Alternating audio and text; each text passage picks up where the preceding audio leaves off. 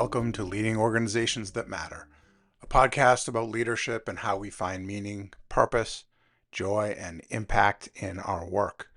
I'm your host, Ray Spadoni, and today's topic is: what do teaching, management, racquetball, and consulting all have in common? I'm continuing on in this episode with a theme I first mentioned back in episode 66, which was entitled Management is Both Art and Science. There was a time when I played racquetball and was pretty good at it, or so I believed. Everyone I met on the court was at or around my own skill level, and so it was always a decent match.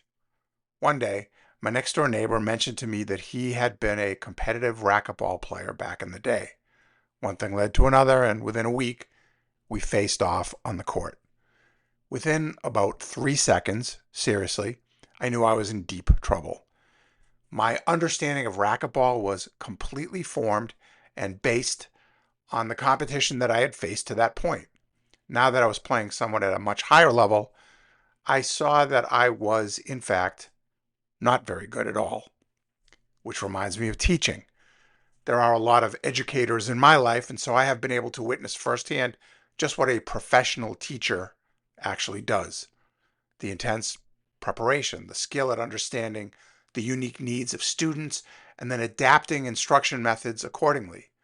The manner in which information is explained so that retention and understanding can be optimized, and the tools that are used in managing a classroom, whether that room is filled with preschoolers or adult active learners.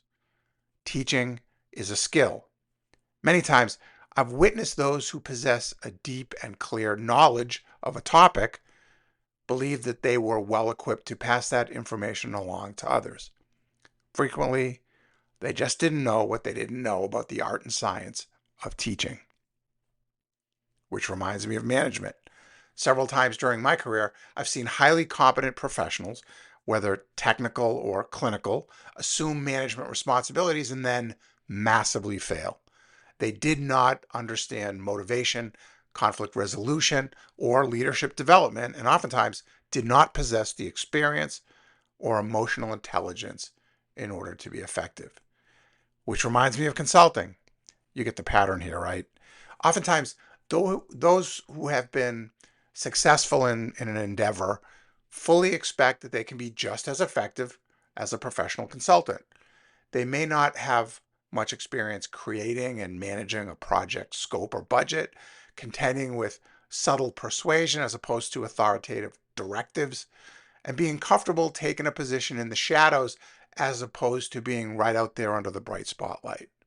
To me, the very best consultants are those who have significant experience and a proven track record actually consulting, and those who've been in the field and walked in the shoes of those whom they advise. That's always the best combination. Steve Jobs, addressing a group of business students, once stated, quote, "I think that without owning something over an extended period of time, like a few years, where one has a chance to take responsibility for one's recommendations, where one has to see one's recommendations through all action stages and accumulate scar tissue for the mistakes, and then pick oneself up off the ground and dust oneself off, one learns a fraction of what one can." End quote. So, if you're responsible for picking a consultant, make sure that they know how to consult and look for the evidence of scar tissue. Oh yeah, and please never play my neighbor in racquetball. You will instantly regret it. Thanks for listening. Leaving a positive review and letting others know about this podcast will help a great deal. My mission is to help empower organizations that matter by supporting those who lead them. I offer coaching, mentoring, and consulting services. You can learn more about me and my work at rayspadoni.com.